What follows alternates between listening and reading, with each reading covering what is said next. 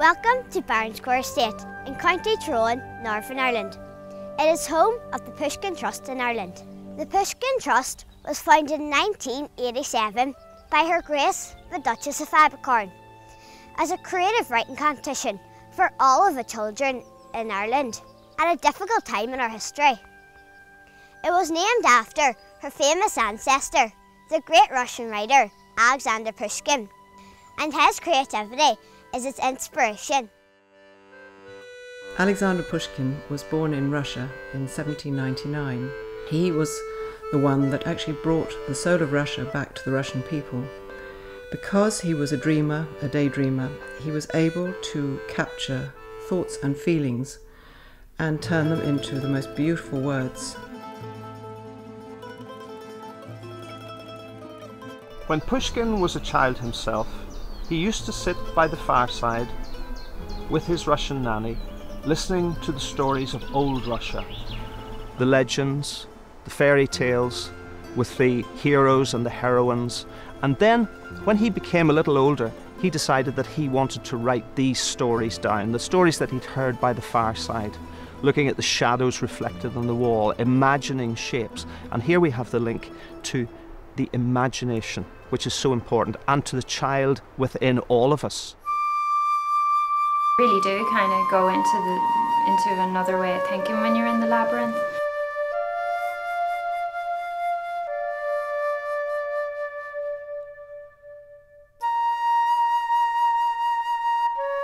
Your imagination and reality have just come together. Of course, the Minotaur story has the Ariadne part to it. When Theseus went in to try and slay this Minotaur, Ariadne said, "But you mustn't go in without holding the golden thread." And she said, "You hold one end of it, and I will keep the thread on the outside for you, so that when you have done your task and you've slain the Minotaur, you'll be able to find your way back and out into life again." So in a funny sort of way, it's as if the Pushkin work here is helping children find their way into a kind of labyrinth, into the deeper recesses of themselves. And the artists are sitting at the gate, at the threshold, helping them to come back out. They are holding that thread. And the child and the teacher, indeed, as well, come back with what it is they found in that labyrinth, and then they express it creatively through writing, through poetry, through song, through dance, through clay, through paint, whatever. Over time, the writing competition has become a creative project involving many areas of the school curriculum, from writing to music, dance, art and poetry. Crushed leaves. I smell daffodils and candy floss and fresh berries getting picked, leaves crushed together, trees dancing and people singing. Vultures will come to my 5-star resort. It's located outside Baronscourt. If you're bald, tin, all the sort, you're welcome to my resort. Both children and adults are encouraged to explore their imaginations using all of their senses and to be inspired by the natural world around us. Every year, there's a theme for the project. This year, for me, it is the tree of life.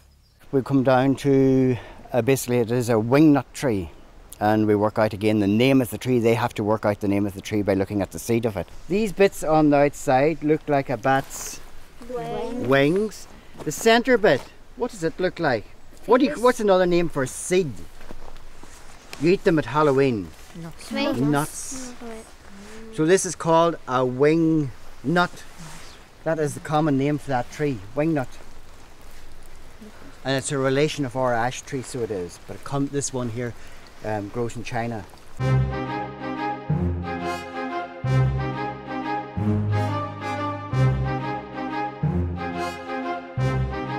Why do we grow this one over here? The one up in the back there. What's nice about it? A grizzly bear. Acer grizzlium. And it's nearly the colour of a grizzly bear.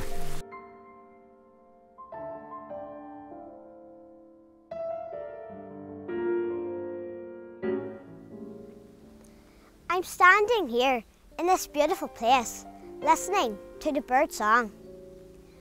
And music is one of the projects in which we all take part. This encourages our imagination and creativity. Fabulous places for kids to go. And then to be able to take that, as opposed to going for a walk with your parents, you can now come out and write about it, paint it, sculpt it, make music with it. And it gets you thinking, at that age, gets you thinking that you have 5 senses and you can explore. Like one of the things yesterday on the walk, I just asked everyone to listen for the silence, which is very hard to find. To find silence. I mean, and the outdoor world, there's a plane going by, there's a tractor, but you'll get little snippets of it, but you have to listen for it. And it can be very fleeting. And I think if you can let children know that, did you notice a fleeting silence? I did. Perfect. Our job's done. The Trust works mostly with primary school children, their teachers, and with colleges of education in both parts of Ireland.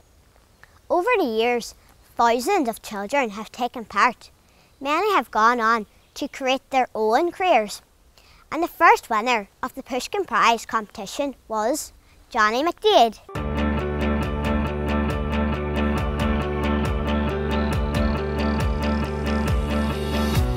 People poured their concrete floors. I was 11 years old and writing because I loved it and I was in love with it. And then suddenly the Pushkin Prize came along and it showed me that there was a way forward with it, and I never really stopped since.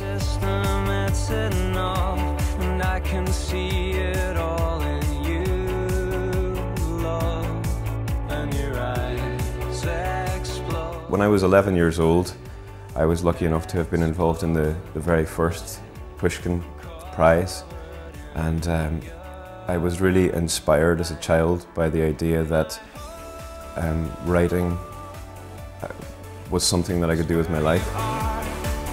The Pushkin Trust has provided opportunity for children to find their own voice, to be creative, to use their imaginations and explore their full potential. It has allowed children like me to be seen and heard. What Sasha brought to us was that catalyst, was a chance to bring our ideas to a place that would be heard. As Johnny McDaid says, the Pushkin Trust has given him the opportunity for his creative spirit to be seen and heard. Who knows what I may become in later life, but I do know that the Pushkin Trust will have helped me on my way. I may even become a television presenter. I think it's an amazing, positive opportunity, idea, force in the lives of so many people, and it needs to be supported.